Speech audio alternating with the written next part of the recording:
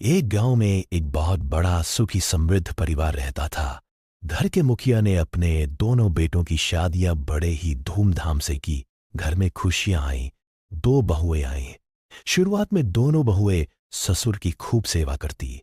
समय पर चाय, खाना, आदर और सम्मान। बुजुर्ग मन ही मन बहुत खुश रहता।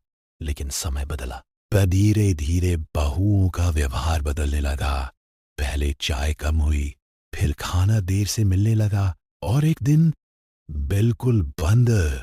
जब भी बुजुर्ग अपने बेटों से कुछ कहना चाहते, बहुएं चालाकी से बीच में आ जाती। बाप और बेटे के बीच बातें ही बंद हो गई। बगैर में रहते हुए भी वो बुजुर्ग अकेला हो गई। दिन बीतते गए। एक दिन उसकी नजर बड़ी बहू की सोने की अंगूठी पर पड़ी, जो कमरे में रखी थी। न कोई बुरी नियत थी, नालाज, बस पेट की आग थी। बुजुर्ग के कांपते हाथों से अंगूठी उठाकर अपने पुराने सुनार के पास गया। अंगूठी बेचकर उसने बाजार से थोड़ा सा खाना खरीदा और वर्षों बाद पेट भरकर खाया। इधर घर में हड़कंप मच गया। अंगूठी चोरी हो गई। बहू ने तांत्रिक बुलाया, काला जादू कराया गया। जिसने अंगूठी उठाई है वह इस दुनिया से चला जाए।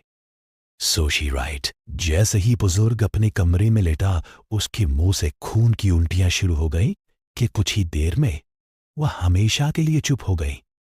किसी को सच पता न चला। अंतिम संस्कार हो गए। घर फिर सामान्य दिखने लगा, लेकिन भीतर एक पाप सांस ले रहा था। कुछ दिन बाद वही पुराना सुनार घर आया।